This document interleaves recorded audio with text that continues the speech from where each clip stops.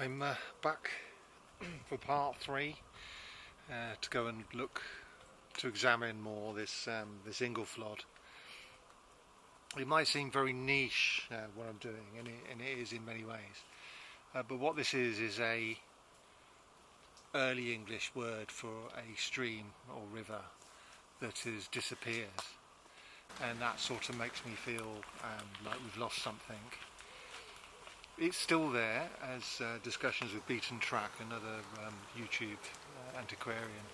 It was used. There was a mill, and we're going to talk about that in a minute, later on. It was free flowing and was an important part of the landscape around here.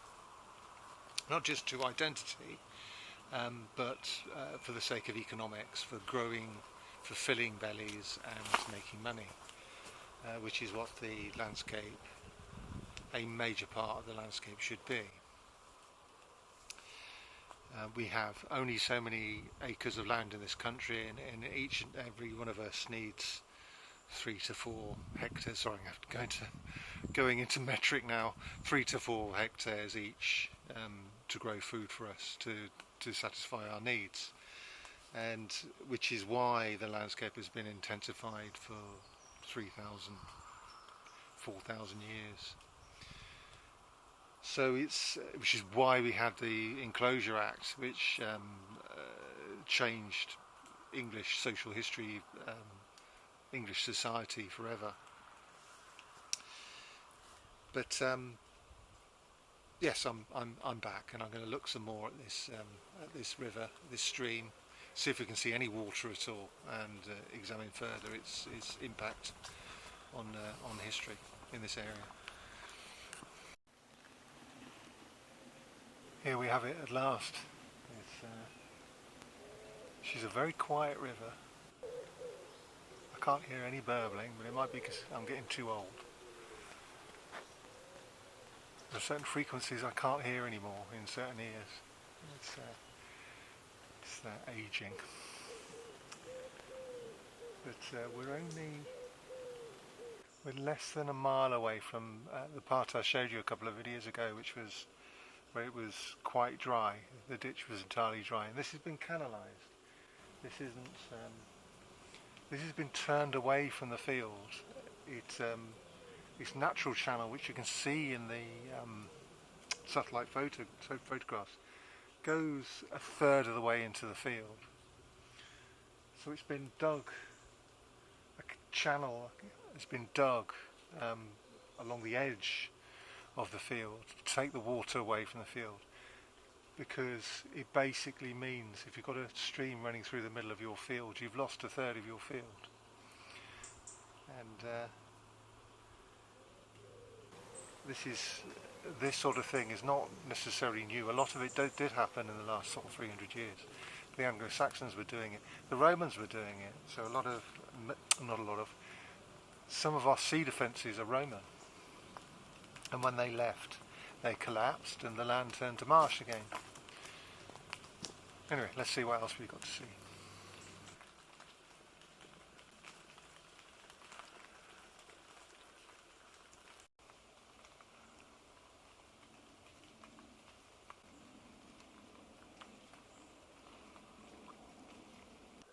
This is quite an exotic mint, and it does.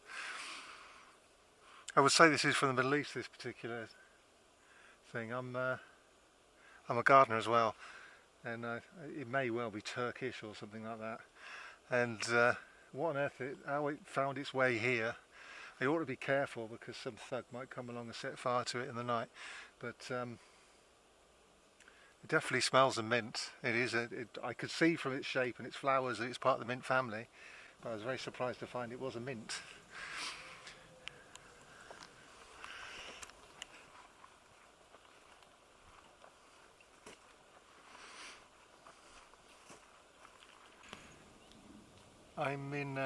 I'm at Bolston Farm, which has a moated manor house. The manor house doesn't exist, I don't think, anymore. I haven't hung around filming there. I think it's a bit rude to hang around where people live, photographing their grounds. But the name is Bolston.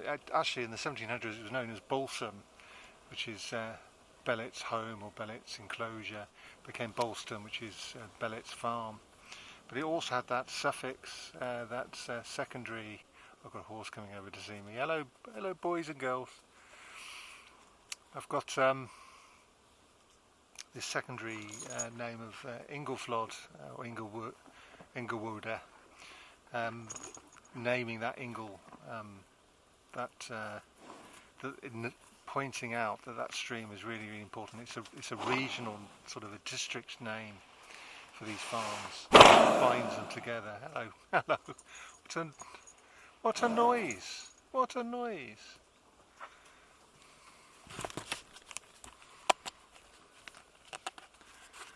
Hello, my darling. You little foal. He's a little foal. Hello, hello. Got a cute nose, haven't you? A cute nose. Let me play with your ears. Let me play with your ears. Yes, look at those ears. Yes, yes. You're a good one, aren't you, hey? Kind horse. Nice mane. You've got a nice mane there. Sticks right up. Very punky.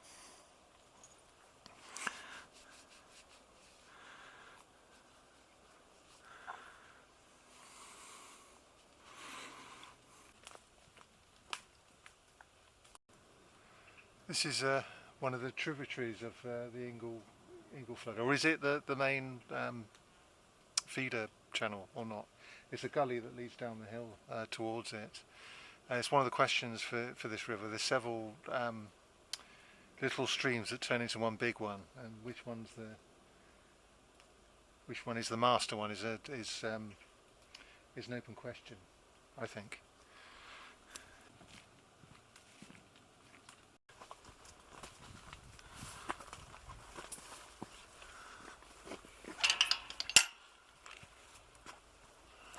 Hello, chaps.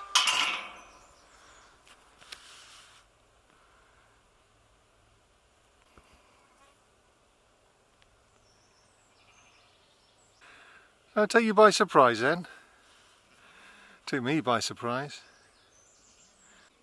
We're leaving a land of clay and normal agricultural soil. We're coming up into much more chalky landscape.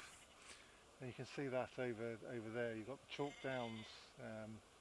I call that the Hampshire Ridgeway, but others don't. And up there is Coombe Gibbet, which is a gibbet is where you display an executed man or woman until they fall to pieces. And it's planted on top of a Neolithic burial mound. And to its left is Walbury, which is an Iron Age hill fort, and you might be able to see the ramparts of it. Walbury. This is all within the Inkbury parish. So this is a parish of chalkland, of grazing, and arable and woodland. It's got a lot of meadow, which I'll go into later on. But Walbury as a place name, we're not sure whether or not it means wall means bury means fortified enclosure, and you get them just ordinary like village enclosures, and you get great big Iron Age ones like that over there, big military ones, symbolic and state expressions of state power. But you get. We don't know whether Walbury means wall or Welsh, which is Welsh. And I've been banging on about there being some sort of transitional zone between a British Welsh survival of culture while under threat from the English, the Anglo-Saxons, and how some of their cultures survived in place names over this way and didn't over that way. they managed to fight hard enough, negotiate hard enough to keep a little bit of their culture alive for a bit. And so we have over here Wallingtons, which is a manor house, which is part of Kintbury, right next door. We have Walcott, which is the cottages of the Welsh, and we might have the Welsh Bury, the fortification of the Welsh. I'm not so much of an unreconstructed antiquarian that I believe that is proven. I don't think it is proven. I don't at all. But these are little points of data we can use to help us understand this landscape.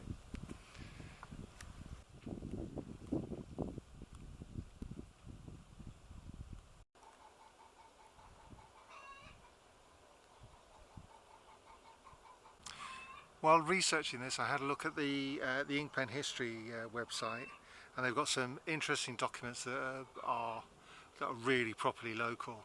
So we've got, there is a list of medieval field names which are beautiful, including one called Wulfgaris Hamstal, which means the enclosure or home of Wulfgar. And we know from a document about 930 AD he owned this land. So if Wulfgar's enclosure seat, as in his manorial seat, those before the manorial system. So it's, the place where the Lord lives, his enclosure, or his home, and that Lord is called Wulfgar. And interestingly, his name means. We don't know whether the Anglo-Saxons cared about, I don't care. I'm called Thomas. I have no real,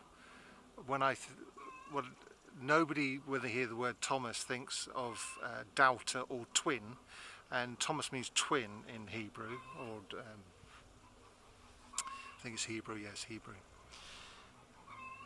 Nobody, so when somebody heard in the Anglo-Saxon period Wulfgar, they didn't instantly think wolf spear, but my subscribers that like everything Tolkien-esque will appreciate perhaps that those sounds. Wulfgar is a wolf spear. I suspect they had a creeping admiration for their heroic past, even though they become Christians. But you never know. Maybe the people who were called things like Wulfgar or Alfsieger, which there's quite a few of those in the record, and that means elf victory. There's loads of elves in Anglo-Saxon England, and we know from Norse mythology, that elves were a supernatural being, sort of undergods, sort of second-class gods. We wouldn't necessarily, spirit might be a useful word to use, except they're not vaporous. They're not insubstantial. They're beings amongst us. So anyway, yeah. So medieval names in the landscape. There's a lovely list, and I have absolutely no idea where any of them are. I'm going to make the case for one of them because it's so interesting, but I don't know whether I can or not. But a modern list of field names from the 1800s, which is the estate of the Craven estate, and again we're able to, once again we can thank the aristocracy. Because we have this document, a map, and a list of places, and we can match the places to the map. Up here is Haycroft. Sorry, I'm using medieval language, medieval pronunciation. Haycroft. In my accent, we don't really say R's very much.